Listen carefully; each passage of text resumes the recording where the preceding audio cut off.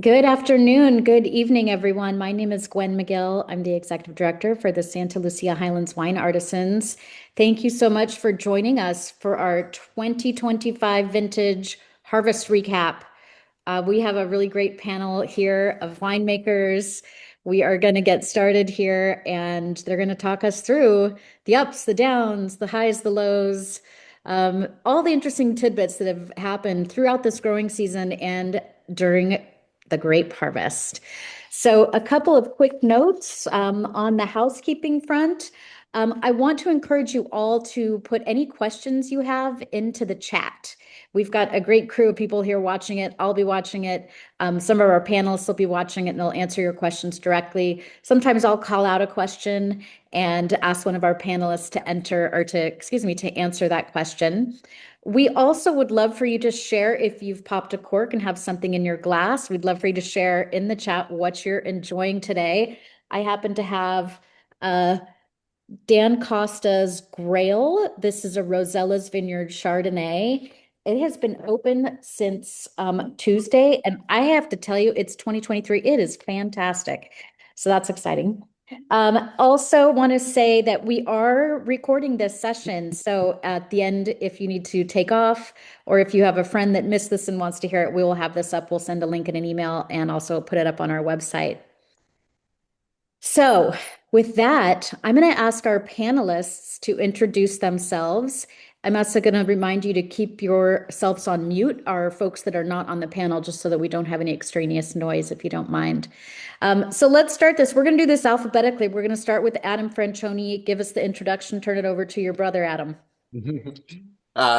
Yes, a brother from a different mother, but definitely family all the same. My name is Adam Francioni. I work on the production side, in particular the growing side of five vineyards that our family owns and manages. That'd be Rosella's Vineyard, Sobranis Vineyard, Gary's Vineyard, Winrock, and Sierra Mar Vineyard. And tonight I'm actually drinking, along with Gwen, a Chardonnay. It's weird on a rainy day to be drinking a Chard. But it'll at least keep me going through the night. And it's a 2023 Sierra Mar Chardonnay. So, what are you drinking, Adam? I've got the 2021 Clarice Gary's Vineyard Pinot Noir open. I'm Adam Lee, everyone. I am the owner and winemaker for Clarice Wine Company, named after my grandmother. I get fruit from the Rosella's Vineyard and from the Gary's Vineyard, and I look forward to chatting with everybody about the harvest this year. Dan. Yeah, Dan Lee from Morgan Winery. I, I wear a lot of hats.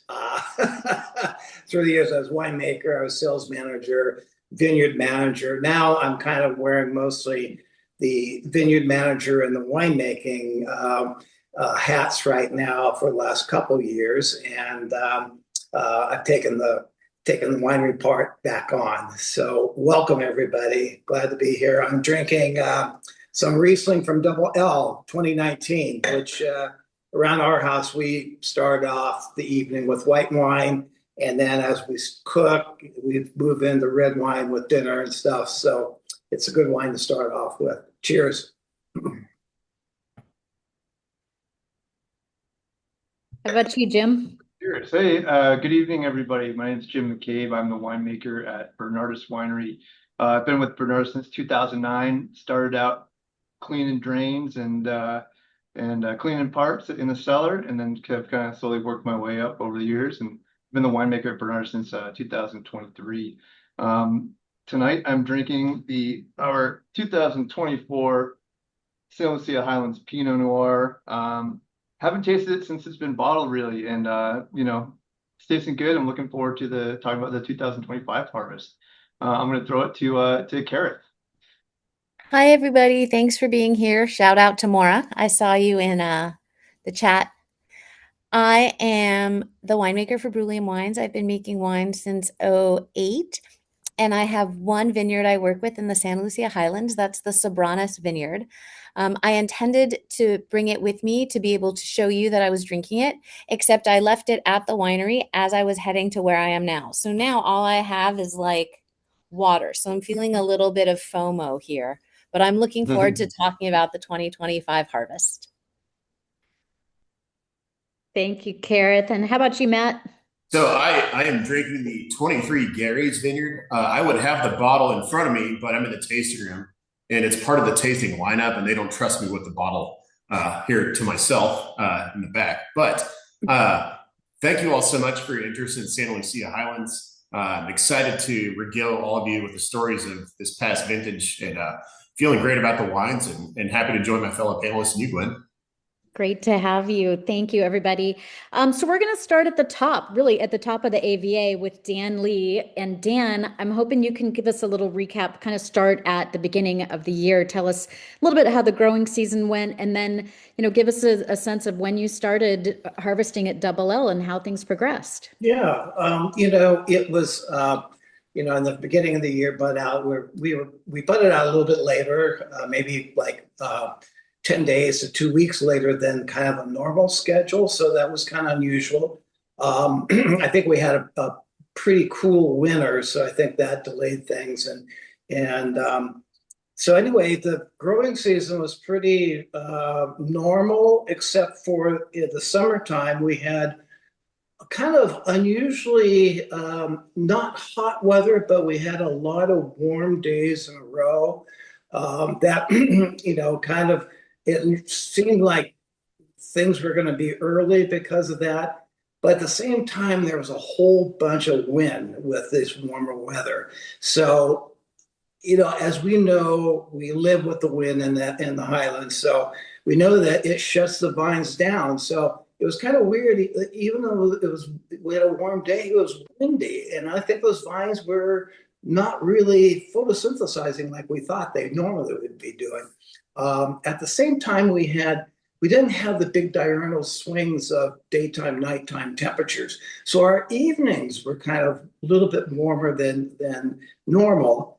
The summer, less coolness, less fog, but lots of wind. And then, the warmer nights kind of caused our chemistries to be all different, a whole bunch different than I've ever seen it in 50 years. So, so it's kind of what I call a crazy year. You throw 3 rain events in, maybe 4 if you had fruit hanging at the end, and you put that all together, and you got, for us growers, a very worrisome year, fall. I think I have the most unslept, couldn't sleep at nights. I had 23 in that I counted up, just worrying, because as we got into harvest, we had a couple lots come in early, around September 4th. And then we didn't finish until, October 20th. So actually October 24th. So, we had a long season. Worked out good that way because there was no rush, coming off last year where we had a very condensed season. Everything kind of wanted to come in at once, and we just had we worked every day almost for 4 weeks last year, and it was done. And this year it stretched out, so there's a little bit more time to worry about things, to worry about that rain event and so on and so forth. Looking over the whole range of 45 plus years, it actually was really kind of getting back to kind of a little bit more normal timing and harvest, But in the last 5 years, we've had this kind of earlier and more condensed kind of harvests. So it was kind of unusual, and we haven't experienced it in a long time. So, so it was really different. But so kind of that's my take on what happened in the vineyard. What's nice for most everybody is that the fruit came in, clean and sound for the most part. We did have 2 of our grower vineyards in the Arroyo Seco area that actually had failed vineyards. We were contracted for them. One of them got the leaves all burned off. right after Labor Day. They had a little warm event, but not terribly warm, and it was enough to just, devastate this vineyard. And then we had, a vineyard that was overcropped and never made it to the finish line with this later year. So anyway, haven't seen that in a long time. So that was kind of unusual. With this crazy finish in the winery, I mentioned on the kind of the crazy chemistries we saw in the wines. This was a year that we picked at lower sugar because the flavors were there. So we're much of the wines are a lot less alcohol wise than they usually are. But the flavors are absolutely crazy good. We're just overwhelmed. I mean, the esters and the thiols. I hardly get out of my pickup truck, and I could smell the wine, from 50 feet away from the wine. It's just crazy good quality this year. So, a crazy vintage really resulted in a good crazy good, wine. So that's kind of my synopsis on the year. Awesome. Thank you. Really good insight there. Let's go over to Adam Franscioni, also on the grower side, to tell us a few things. Give us a sense of how things work. You guys have vineyards spanning from a little further north to a little farther south. Give us a sense of what was happening out there for you. Ooh, sorry, I was just out. So you throwing it to me, I'm assuming? Yep. I just came back in. Okay, excellent. Yeah. Kind of a lot like what Dan was mentioning about it. We thought it was going to be a later harvest, and just kind of with a cooler growing season, things really kind of ended up catching up with where we ended up harvesting, bricks ended up pretty close to when we started looking at initial bricks. And so I think when we started thinking about harvest, they were about a brick off from what they were from the previous year, 2024. I think the thing that was in particular between the north and the south is that things were so close. And so when we first started looking at these things in the beginning of September, I was looking at this huge avalanche that was about to hit us. And so, like, our bricks, for instance, for Siduri with Matt, or for Clarice with Adam, there was a difference on their blocks of 0.2 bricks, which, if you put it in terms of hours, that's a 24-hour difference of bricks. And so when you have all these blocks that are separated by 24 hours, that is going to come all at once. And that was really a terrifying fact. Versus where we were in the south, there was a little bit more of a difference. And so I did the math today. We had about 53%, which is still pretty abnormal, but 53% of our fruit was all separated by only 24 hours of ripening period, which is really, it can be terrifying on your sleep patterns. Harvest is already terrifying on your sleep patterns. But when you factor in, you have to pick everything in one night, and all the winemakers kind of want to pick everything at the same time, it can be a little scary. So, but overall, it was a later harvest. I'd say in general, it was our latest for Syrah, which was pretty cool. So the latest we've ever gone on Syrah before was November the 3rd, and we passed that day at Rosella's on November the 4th. And then Sierra Mar didn't want to get outdone, so that was actually harvested on the 10th of November, which is by far the latest we've ever harvested Syrah. And it was kind of, for it being kind of a cooler September, a cooler October, with a little threat we had of rain during that time, it was just really unique that the Syrah was really limping to the finish line.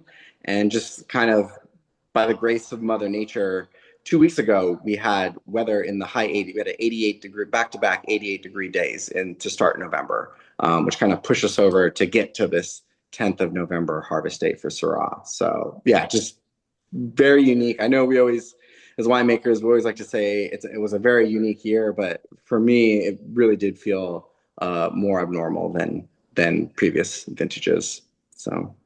So how do you handle it when you have, three winemakers blocks that are ready at the same time? I mean, you have to space them out in some way, I would imagine, right?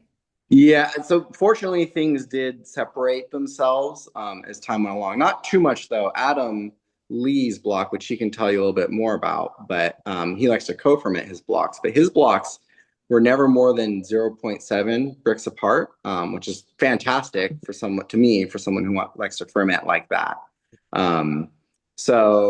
But in terms of who you kind of go with, it's really a combination of talking to each other. I'd love to tell the crowd that there's winemakers we hate, winemakers we love, and so it's just kind of like picking a softball team in elementary school. But we love all our winemakers, and so it's really just about talking and seeing where it fits in their schedule, and if they're willing to give up a day or they're willing to go a day earlier. So it's really a team effort.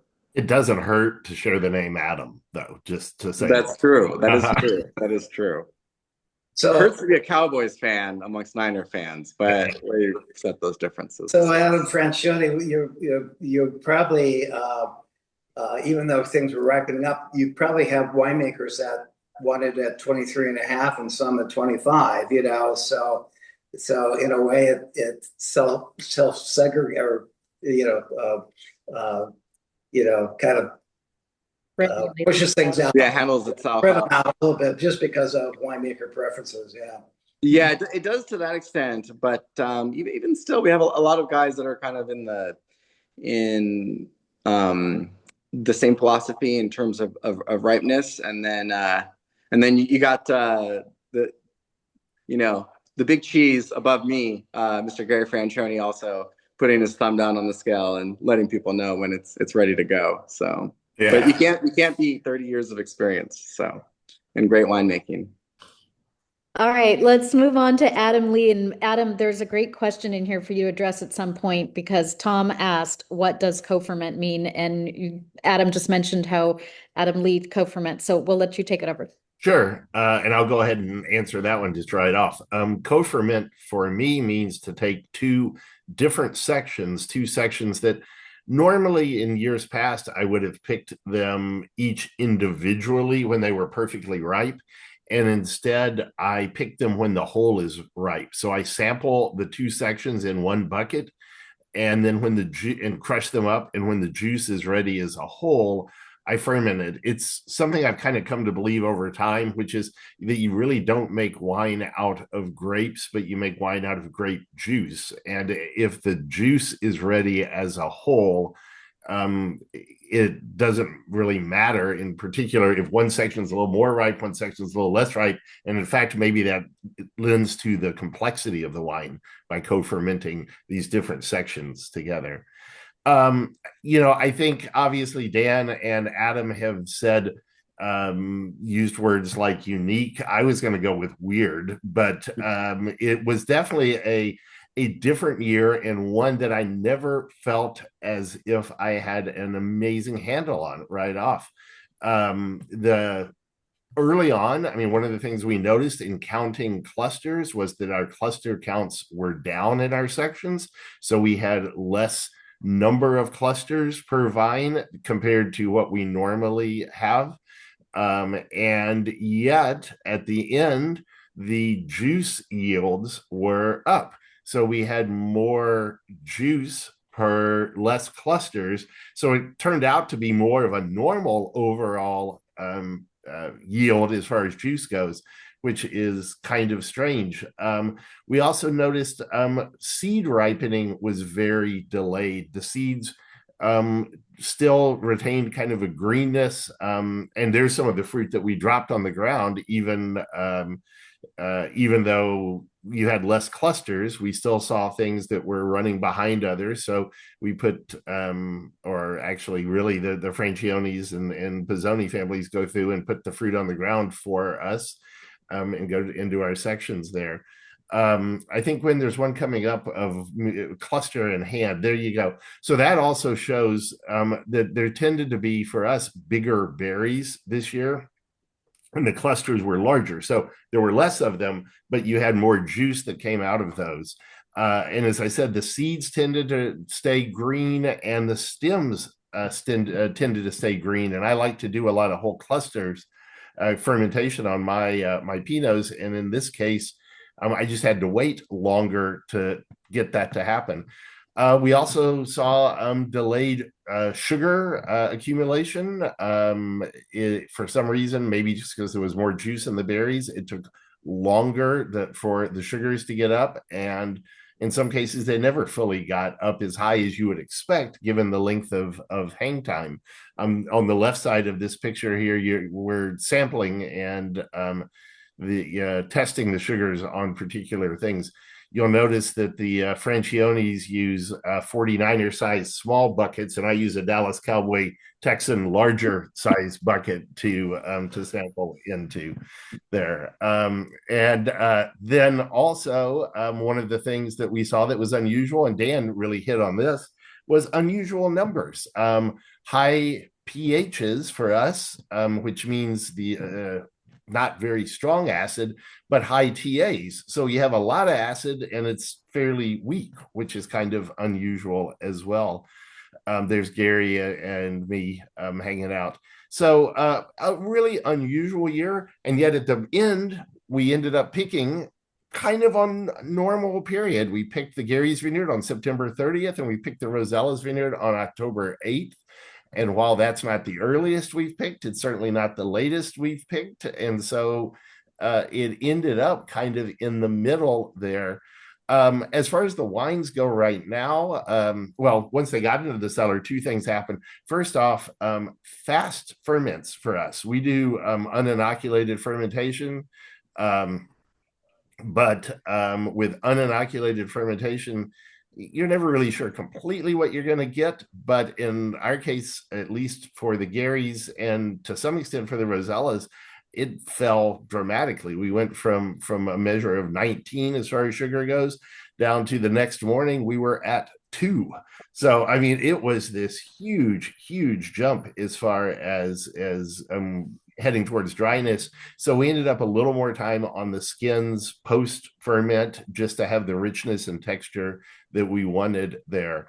John, you asked about if there are more tannins with the green seeds and stems. Certainly the wines are not untannic. I don't think they are too tannic at this period in time. As I mentioned when I started out, and this is really what I'm coming back to on this particular year, and these sets of circumstances were kind of unusual, but this reminds me of a vintage where the character of the vintage is really doesn't become apparent, to me at least, until it goes through malolactic fermentation. It's almost like the wines started out with the grapes and the grape juice, almost started out in a teenage phase, and you're like, oh my gosh, what's it going to be? They're teenagers, they're weird, they're kind of this way or that way, awkward, I'm not really sure. And almost always in years like this, once the wines finish malolactic, and they are being slow, at least mine are, in going through malolactic, but once they finish, they really start to show a lot of character. They pull themselves together. They show the character of the vintage, but also of high quality farming. And so, I mean, I'm enthusiastic for it, but I'm also a little impatient because I'm waiting to see them come out of ML to see what they're going to be truly. Hey, Adam. Yeah.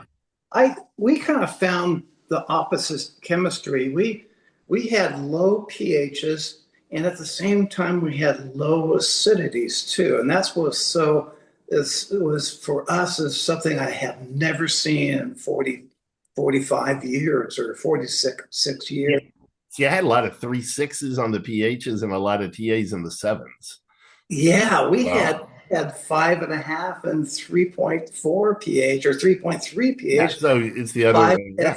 5.5 grams acid. It was just like, I couldn't, it's like normally I would add acid, but I couldn't. My hands were tied this year, so it was funny.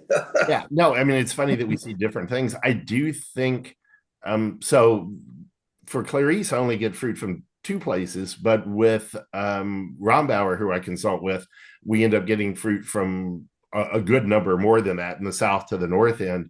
and there didn't seem to be a consistent pattern as far as the numbers go.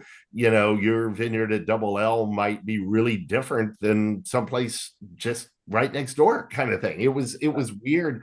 Um, some clonal differences, perhaps. I don't know. Maybe I don't know if you saw that across all clones, Dan, or was that?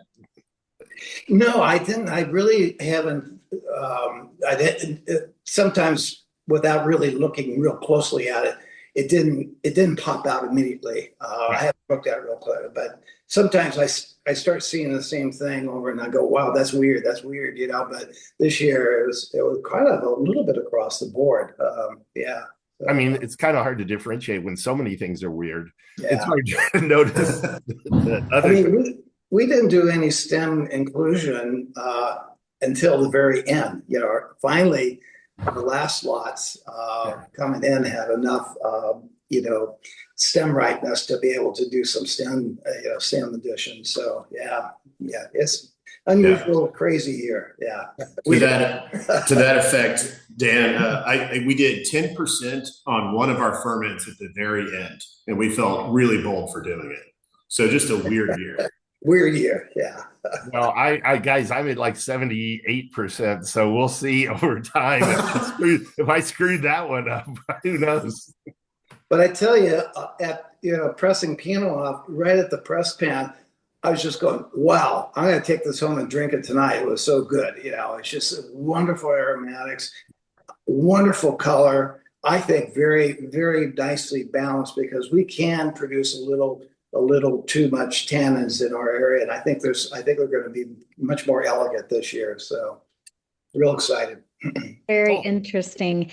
Let's check in with Jim McCabe. Jim, you're making wines from a lot of different vineyards, a lot of the Franscioni, Pisoni vineyards. You're also making a lot of Chardonnay along with a lot of Pinot. Nobody's talked about Chardonnay. Maybe you can tell us a little bit about what you saw from the different vineyards and tell us a little bit about your Chard program as well. Sure. Yeah, I do want to talk about Pinots for just a second, though. It's the same thing that Adam Lee was saying just a minute ago, was we had these really fast but clean fermentations, probably faster than I've ever seen before. There's a couple times where I had our cellar crew checking bricks on stuff, and I have to go back and look at our logs and recheck the bricks because I said, well, that doesn't make sense. Like, we just inoculated yesterday. Like, well, we must have hit a juice pocket or something, and I'd have to pump it over and recheck it. Like, no, that's accurate. Real fast, real clean. Chardonnay was, yeah, again, kind of like piggybacking on what everybody else is saying, is a little bit of an odd year. We kept expecting for them to ripen. It was nice because I got to go sample in the vineyards, which is one of my favorite parts of the job. Driving down to SLH, going up to a place like Sierra Mar and walk around for a minute. But it took a long time for the grapes to get where they wanted to, or where we wanted them rather. And we were concerned about kind of the rain events that were happening. They weren't significant enough to start causing damage to the fruit, but was it trending a certain way where we were going to get a storm where we would start to see some adverse effects in the vineyards? Luckily, that wasn't the case. But finally, the Chards came in a little later than usual. They're finishing up primary here in our facility, but tasting really good, and I'm excited for where this vintage is headed. The Pinots were just finishing, or they're starting to go through ML. Some are finishing going through ML right now. My sister and I went through some of the wines today, and they're tasting great. So odd vintage, curious vintage, but I'm tentatively excited for what's going to be on offer coming up once they kind of mature, age, and we start seeing like what are these wines really like. Around December, January, February, I think we'll have a good solid idea of what this vintage is presenting to us. And how about you in terms of the pace? Since you've got Sobranas, Garys, Rosellas, you've got a lot of stuff. Like, how much of this kind of compacted and came in real close together for you? Yeah, we're also getting stuff from some folks around here, like Joe Albert from Tonbridge Vineyard and Kirk Williams from Highlands. And usually that's a big challenge for our facility. We shoehorn all the grapes we can into this kind of small facility we have, and it means flipping tanks a lot. It's a constant kind of logistical challenge. This year with the quick fermentations, actually it felt a little bit more relaxed than past years in years previous.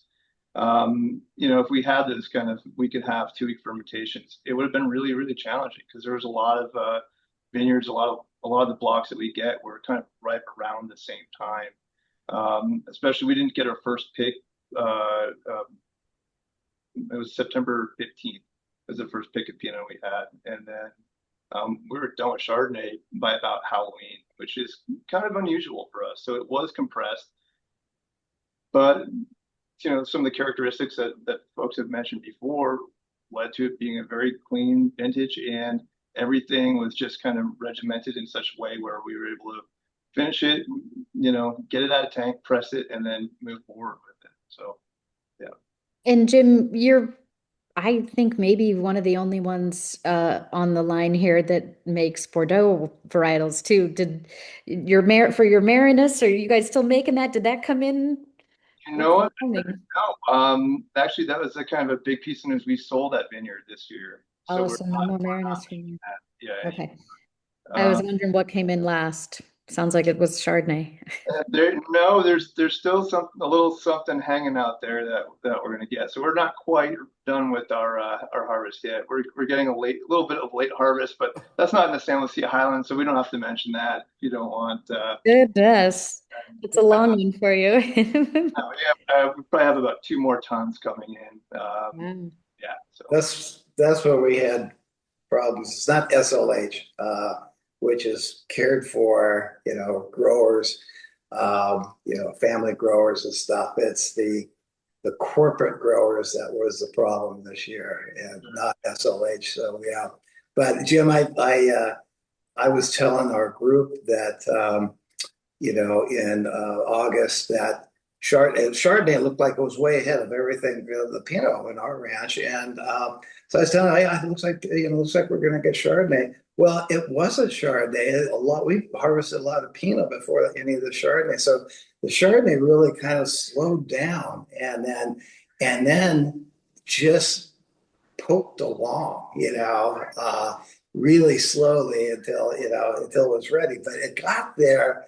But that's what these sleepless nights came from, was waiting for it to finally get there. We saw the same thing. The Chardonnay kind of went up and then it kind of plateaued for a while. I remember going out to the vineyard and doing some sampling.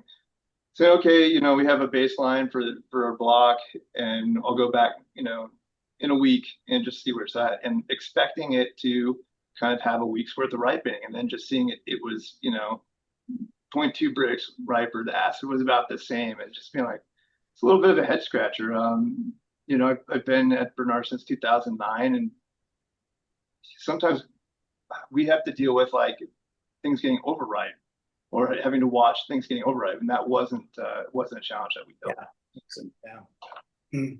Let's hear a little bit from Kerith. Tell us kind of what you see from SLH. You up in Sonoma as well, pulling from a couple of different regions. Yeah, I agree with everybody that it was sort of a year that we were all biting our fingernails, and it felt like I read a lot about unsettled weather patterns, and you try to check the weather and it said it was going to rain or not rain, it would be warm, not warm, and then the actual weather didn't ever really correspond to what was predicted.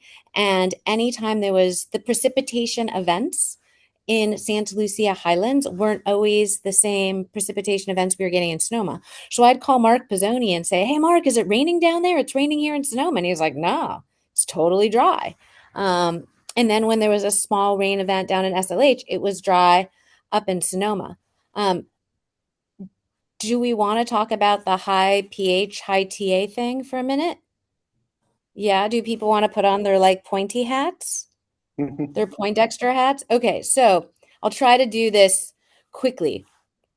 And easily to explain. So usually one of the major times that you'll see high pH and high TA in a wine is in a really cold year. So typically, right, if the acid is high, the pH is low. It's weird to have both the acid and the pH going up. That's unusual. But in a cold year, in a place like SLH, where they're getting all of this wind that shuts down photosynthesis and it's cold, it makes sense that the acid gets retained. So there's two big groups of acid in juice, tartaric acid and malic acid. So in a cold, when it gets really hot, the grapes sweat off, they respire their malic acid. But in a cold year or in a year with a ton of wind where photosynthesis is stopped, those grapes are going to hug that malic acid and the juice is going to have more malic acid than in a warm year.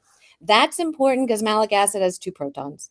And the second proton comes off at a really high pH. So that means that the acid is hugging its protons tight instead of releasing them into the juice. And that's why you end up with a high pH, high TA wine. Okay, no more chemistry. Are we good?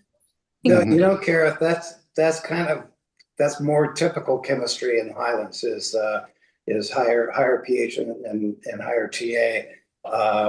Going back lots of years, that's more typical than what I was seeing this year. So. Yeah, and it's great because it retains the acidity and the freshness, and it's so bright. But it's sometimes when that ratio of the malic to tartaric acid is different in a colder year or in an off year, it can be a little bit kind of weird you out. It's not the numbers you're used to seeing, or a pattern that's intuitive.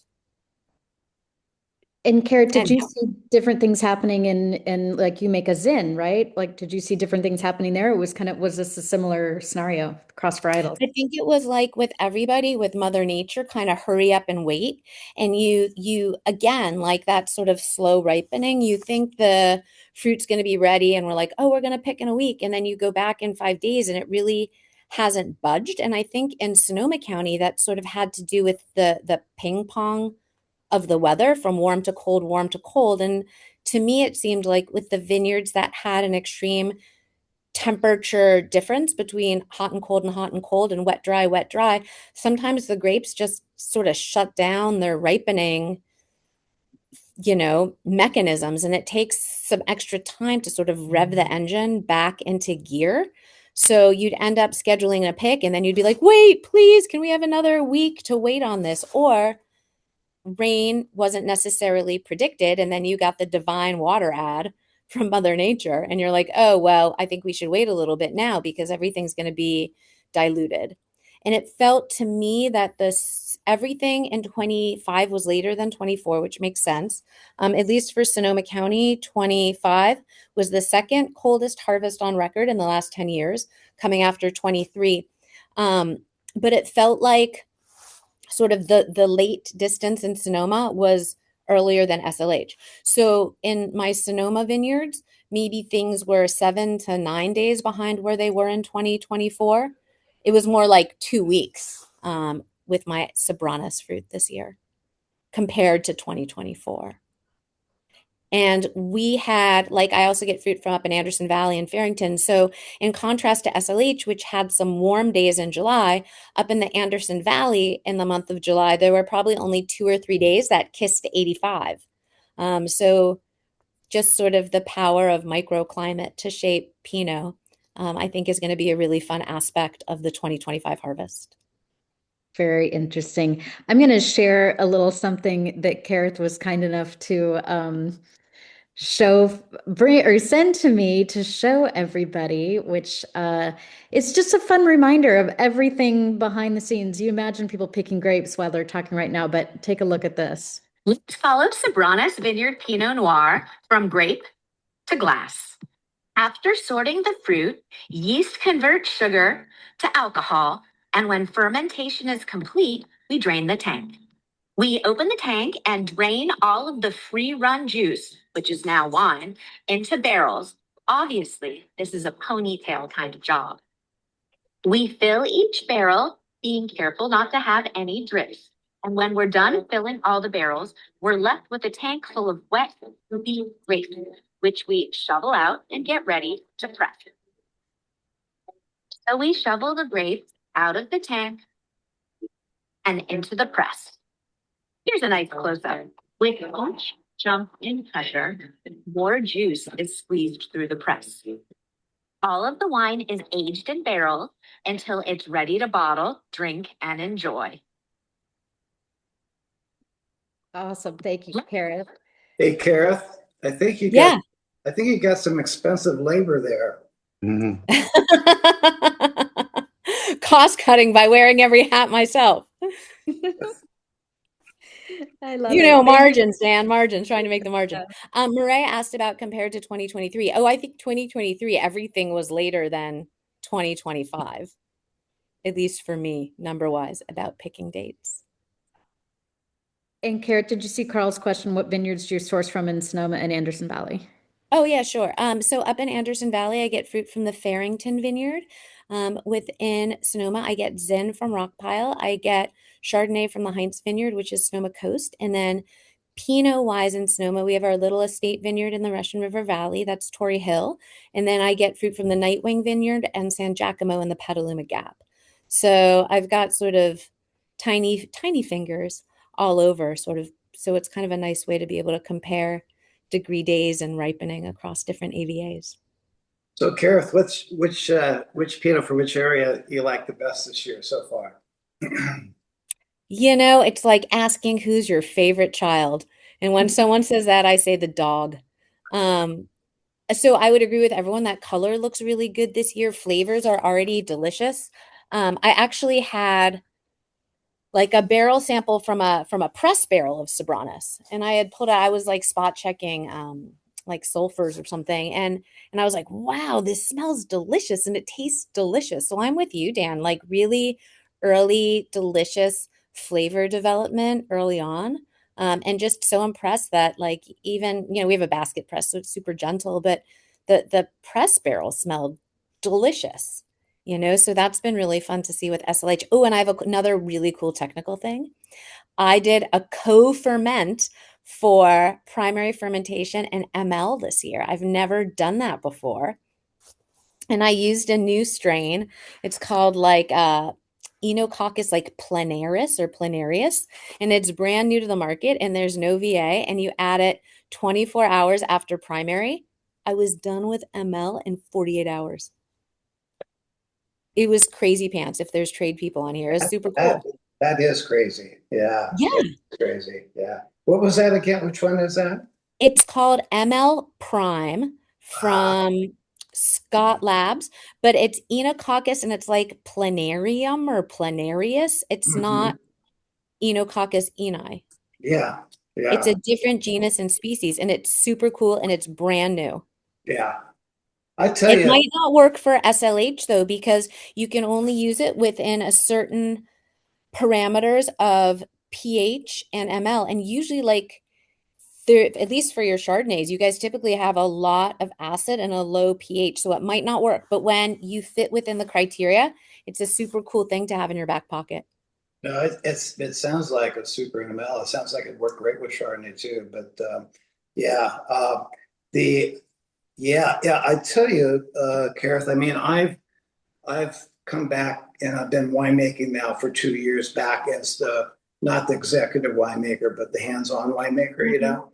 And I tell you, in our white wines, I mean, the tools that you'll have now, I didn't have 30 or 40 years ago. And so, you know, from 2 years ago, all our white and rosés and everything, I'm using like 90% new yeast I've never worked with my whole life. And the reds, maybe 20% new yeast and stuff. But the tools out there for making wine right now, it's fabulous, just fabulous. It's so fun. I tell people, you know, you can't turn a banana into a papaya, but you know, if you want to nudge your wine to be more savory or maybe a little more fruit forward and you follow the directions on the yeast, it's like just another fun little element that you can use to shepherd the wine to where you want it to go in the end. And everyone who knows me knows I'm super risk averse. So I'm like a start native and inoculate the tank kind of girl. Thank you, Kerith. All right, Matt. not What's going on, Gwen? last but not least. So, you got to tell us the whole scene because you're pulling wine from all over the dang place. All right, Give the us- whole scene.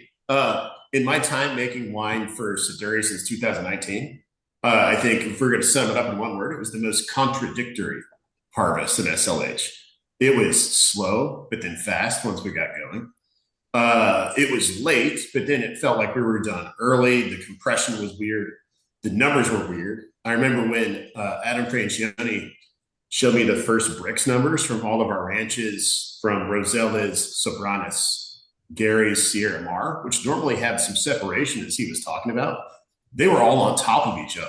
And I just told him and Gary, I was like, man, you guys are hosed. It's like, it's going to be tough to handle that amount of compression.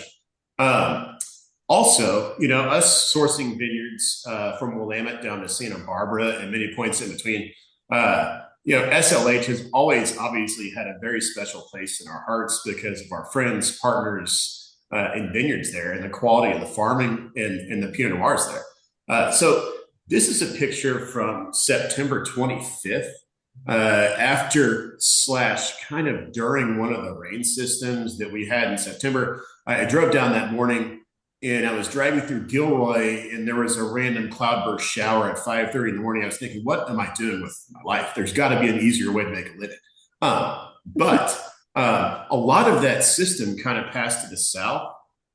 So luckily in Santa Lucia Highlands, of course, we have the wind that just like pummels these vines. The soils are also rocky and relatively sandy. So that rain shower, what little rain there was, percolated through and didn't really do anything. So we wound up picking about 100 tons the next day from our collection of grower vineyards. We picked from, Gary's, Rosella's, and Sierra Mar that day. We also have an estate vineyard called Lone Oak, which is directly adjacent to Rosella's on the south side that we picked about 80 tons from. That for us, for Siduri, that's a really big day because that's about 70% of our production. But numbers wise, we were in a really good zone between 24 and 25 and a half bricks. This is a bin full of Rosella's from that pick on the 26th. It was really cool too because at that Soledad facility owned by Jackson family, they have a lot of fruit that's further south that got wet. Us having most of our acreage further north was pretty dry. So we had the whole winery to ourselves. So it was like the Siduri day. At this very large facility, they gave us the white glove treatment. And the wines are beautiful. I went down for my first kind of real tasting one. Now that the dust is settled and everything's in barrel, the wines are really, really nice. Winemaking wise, how we handle the vintage, more Saignée. So we bled off about 15% of the juice from each tank. So concentrating those skins, the colors, the skin tannins, also shorter maceration times, because as the other panelists have said, ferments were fast this year. It was really interesting. So we would try to, keep the cold soak on for about 5 to 7 days, knowing, after those first couple ferments, they were like done in 3 to 4 days. So we wanted to press off relatively early. Total time on skins, about 14 days, whereas we're normally in like the 17, 18, 19 range. But it just wasn't that kind of year. So feeling really optimistic about the SLH wines. It was a little bit more touch and go. We usually don't have to deal with kind of rescheduling or reshuffling pick schedules due to precipitation in September. But it was just one of those years. And I think that the vintage characteristics still showed loads of freshness and beautiful flavors and aromas too. And you feel like this is kind of what you're seeing in general? Or is this different SLH versus Sonoma versus some of your other locales, Oregon? I think that the wines in SLH, they can, as Dan said, they can produce a lot of tannin. That beefiness is kind of pulled back a little bit, and there's more grace and elegance while still maintaining those signature structural elements. But I think that they kind of outshine. I don't want to throw any AVA under the bus, but they outshine other areas where maybe there's more clay in the soil. Maybe they get less wind. They don't dry out fast enough. they weathered those challenges, no pun intended, pretty gracefully. And one of the things I wanted to ask several of our panelists here is, I know it's early and I know you've still got things not even finished with ML perhaps, but what do you think? 24 vintage versus 25 vintage? We're going to see a lot of you start releasing some 24s next spring. Tell us about the 24s, how they're looking and kind of what you think you're going to see in the differences. Yeah, I'll take a shot at that. I think 24s are really good. I would say the Chardonnay was, I think the whites kind of in general, except with a couple exceptions, were a little bit shy of fruit. Pinots and Syrahs were more normal. Good balance, good fruit, good flavors.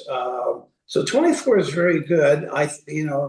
25 is just in the shop, but I'm having even Chardonnays that finish ML now that are just, more classic, more engaging aromatically right now, flavor wise. And the Pinots we just finished this week with the last MLs, and they're showing great too. So between the two vintages, I'd have to kind of vote for 25 being a little bit better than 24, but based on like 9 and 10 versus 6 and 7 or something like that, high, both good, but I prefer 25 right now, so.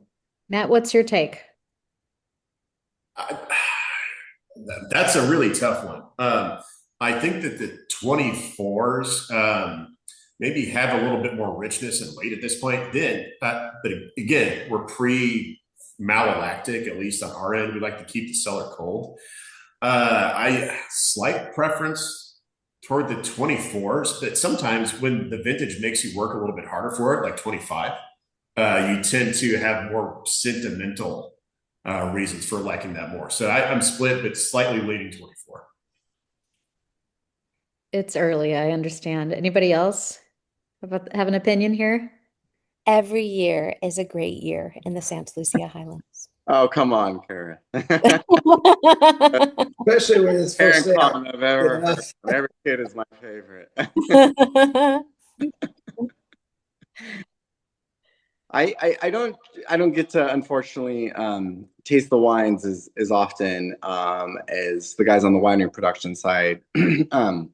But I'm very excited about the 25. I think 24 was just a classic year for us, and I'm just starting to taste the wines that were just bottled. Pinots were bottled a couple months ago, and Chardonnay and Syrahs are going to get bottled in early December. But I just love how 24 was. To me, it was a classic growing SLH growing year, and I really value how we get to the point, the journey of how the bricks get there.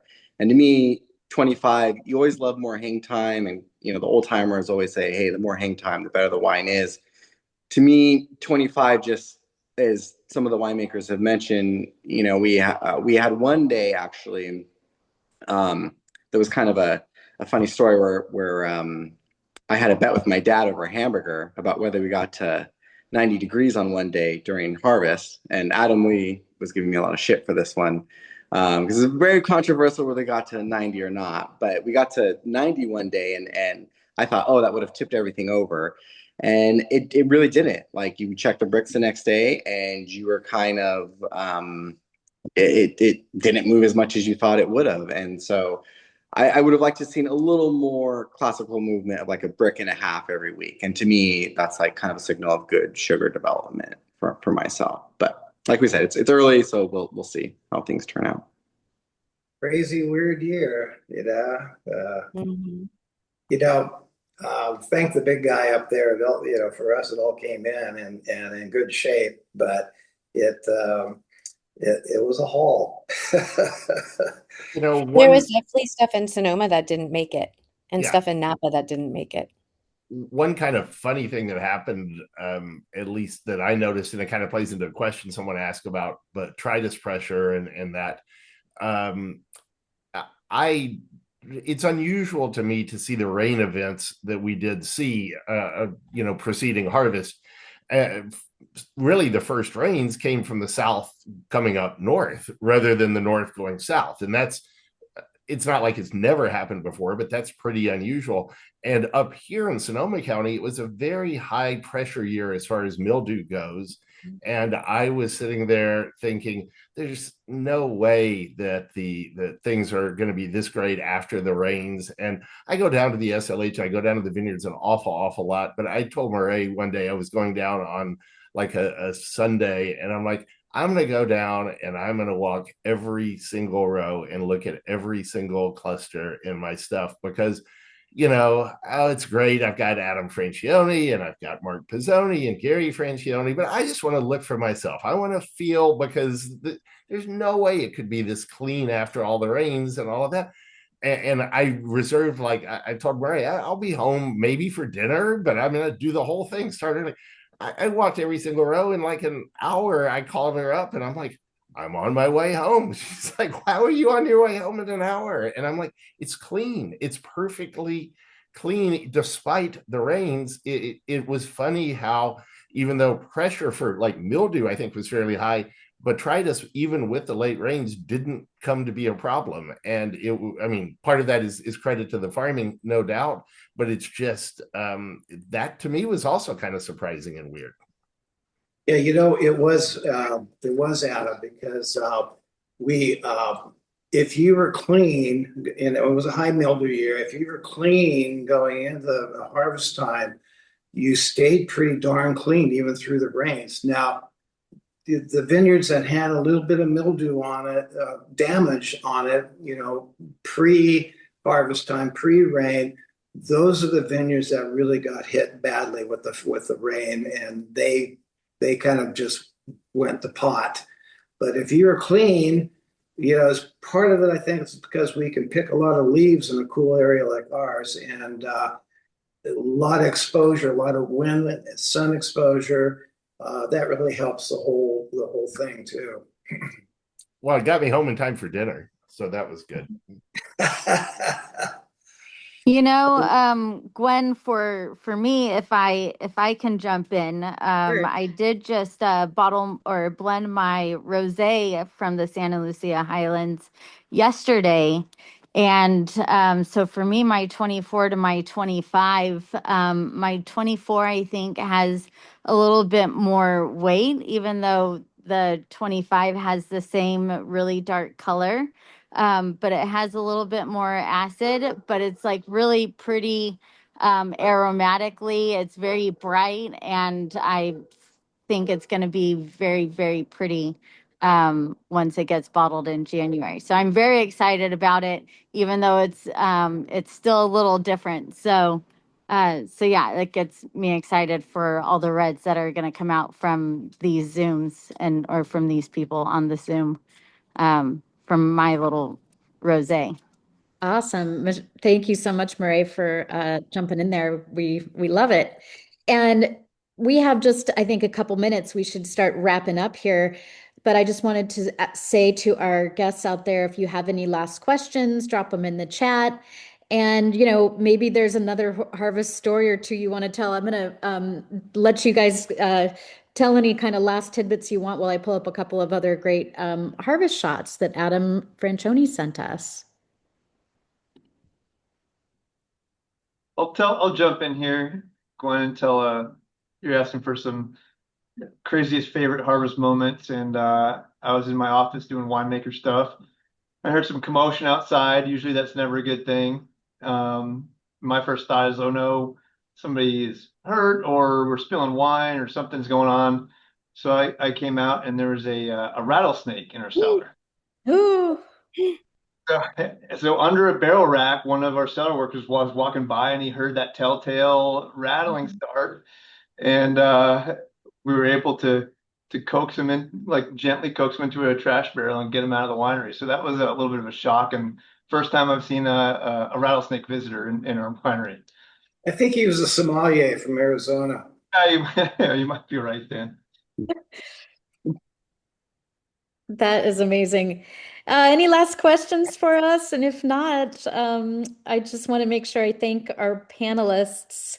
I also wanted to take a quick moment to thank all of our wonderful partners in the wine and ag business. We have such an amazing group of people that support our growers and vintners in the work they do day to day, whether it's banking, whether it's boxes and bottles, whether it's insurance advice or winemaking software.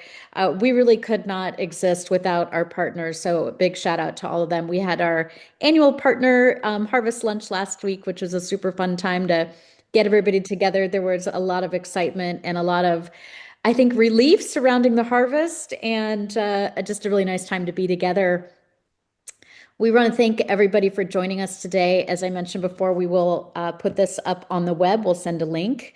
Any last thoughts or questions for anyone? Thank you, everybody. Thank you. Thanks a Thank lot. you, everybody, for coming, and thank you, Gwen. Take care. Thank you all for joining. Appreciate all of you so much. Cheers. Thanks, everyone.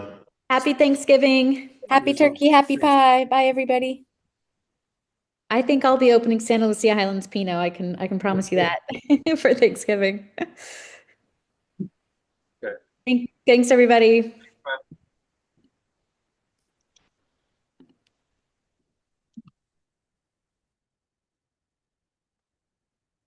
Bye, Vicky. It's fun to see so many familiar faces here.